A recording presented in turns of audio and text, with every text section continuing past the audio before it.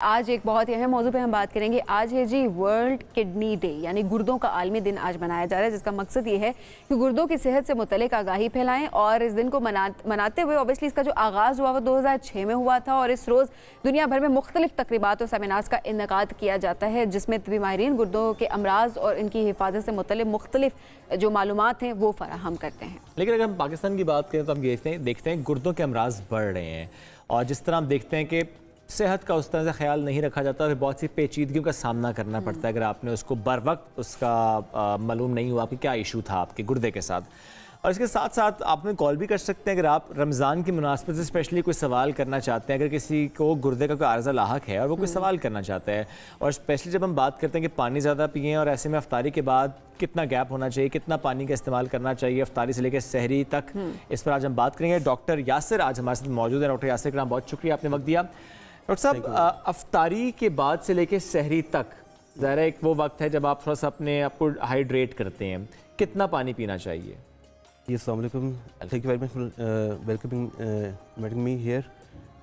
देखें, अफ्तारी से सहरी तक जो हमारे पास टाइम अवेलेबल होता है, इसमें हमें कोशिश करनी चाहिए कि जो हमारा डेली रिक्वायरमेंट वाटर की है हम उसको पूरा करें। अब वो कितनी है? जैसे आजकल का मौसम है, मार्च का, नज़ारा गर्मी है, नज़ारा सर्दी है, तो तकरीबन 1.5 to 2 लीटर्स पर डे हमारी एक रिक्वायरमेंट है, एडिक्वेट रिक्वायरमेंट है।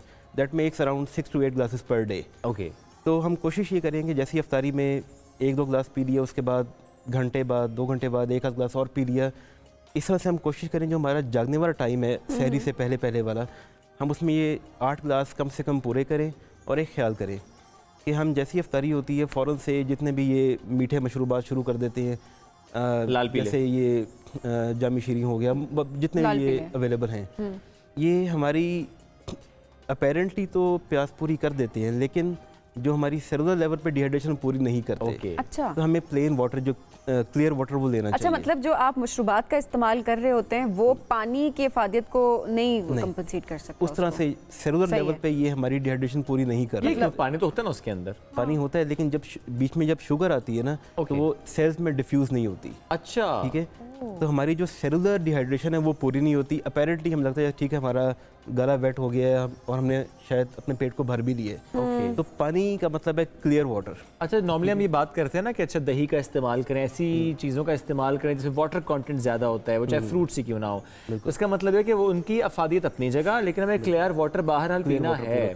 अब ऐसे में उसमें जो सॉल्ट इनटेक हम करते हैं, समटाइम्स हम कहते हैं कि आप इलेक्ट्रोलाइट्स बैलेंस के लिए भी, अदरवाइज भी जब हम कहते हैं कि आपको पसीना अगर आ रहा है तो आपके लिए बड़ा ज़रूरी है कि आप सॉल्ट इनटेक भी हो वाटर के साथ साथ, तो क्या वो भी ज़रूरी नहीं होता? देखें, सॉल्ट की जरूरत तब ज़्यादा होती है जब गर्मियाँ ज़्यादा होती हैं, स्वेटिंग ज़्यादा होती है। स्वेटिंग में सॉल्ट हमारे, अच्छा, अभी ऐसा उस तरह का मामला नहीं है, मौसम नहीं है कराची के अलावा। ठीक हो गया। अच्छा डॉक्टर साहब, क्योंकि आज वर्ल्ड किडनी डे के हवाले से अगर हम बात करें तो गुर्दों की ऐसी कौन सी बीमारियां हैं जो कि आम है अभी भी पाकिस्तान में? हम पहले स्टार्ट करते हैं world wide. As per an estimate तकरीबन इस वक्त 850 मिलियन पॉपुलेशन वर्ल्ड वाइड इस वक्त किडनी डिजीज़ से अफेक्टेड है। अच्छा, दैट मेक्स अराउंड 0.85 बिलियन। ठीक है, और इस वक्त world wide kidney disease are the 8th leading cause of death, और जो by 2040 it can be the 5th leading cause of death. ठीक है, पाकिस्तान में अगर हम, जैसे हमने क्वेश्चन किया पाकिस्तान के बारे में, तो अगर हम एक बहुत मोहतात भी अंदाज़ा लगाएं तो 100 पेशेंट्स पर मिलियन ऑफ पॉपुलेशन, तो by the end of this year 2024 तकरीबन 25,000 नए केस होंगे हमारे पास जो डायलिसिस या किडनी ट्रांसप्लांट के कैंडिडेट्स। अच्छा, हम इस पर जरूर बात करना भी चाहेंगे कि आखिर आपका गुर्दा मुतासिर क्यों होता है। एक कॉलर भी हैं, शाहिद है हमारे साथ, आरिफ वाला से। अस्सलाम वालेकुम जी, क्या पूछना चाहते हैं? जी वालेकुम सलाम। मैं ये पूछना चाहता हूँ डॉक्टर साहब से कि डायबिटीज के जो पेशेंट है उनके लिए गुर्दों की हसासियत कितनी % रखना चाहिए? आपको आवाज नहीं आ रही सर? अच्छा, चल, हेलो जी जी, आपकी अच्छा, आप सवाल जरा दोबारा कीजिएगा।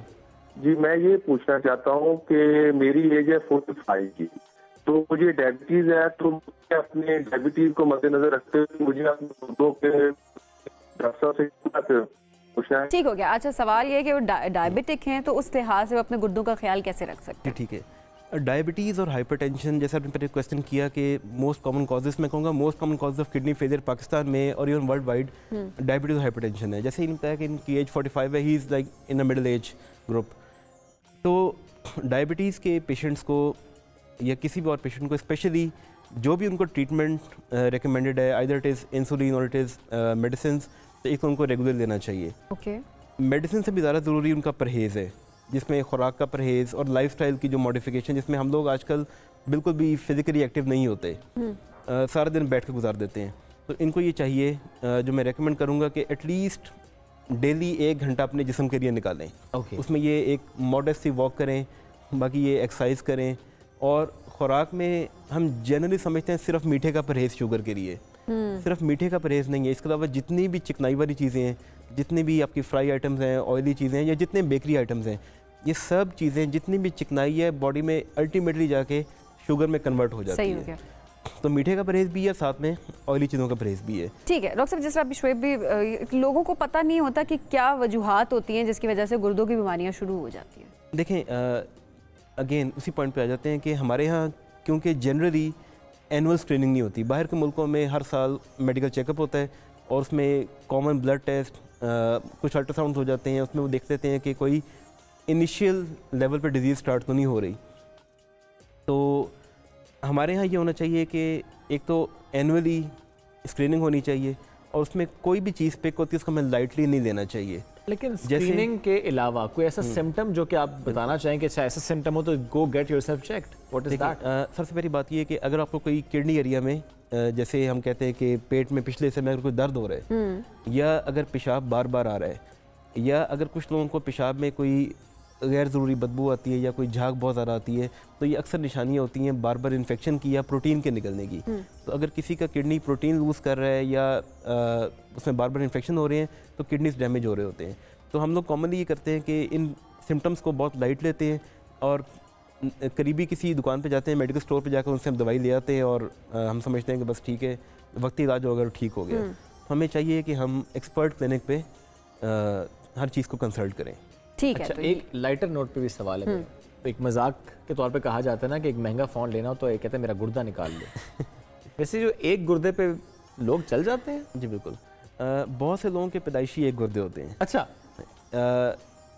बहुत लोगों को बहुत यानी लेट जाके पता चलता है उनका पैदाइशी है ही एक गुर्दा। अच्छा। और अगर किसी वजह से अगर हम एक गुर्दा निकाल भी दें तो दूसरा गुर्दा ठीक हो तो काम सही चलता रहता है। इसकी मैं आपको एग्जांपल यूँ दूंगा कि जैसे हम जब ट्रांसप्लांट करते हैं तो हम एक बंदे का गुर्दा लेकर दूसरे में लगाते हैं, तो जिस बंदे का गुर्दा लिया जाता है उसका पीछे एक गुर्दा रह जाता है, जिसको दिया है उसका भी एक ही है। उसका भी एक ही है। सवाल करने का मकसद ये था कि ट्रांसप्लांट किया जाता है कितना अहम होता है किसी की जान बचाने के लिए। वो आप किसी फ़ोन की खरीदारी के लिए ना करें, किसी की जान बचाने के लिए वायरल हो सकता है। एक और कॉलर है। अस्सलाम वालेकुम जी।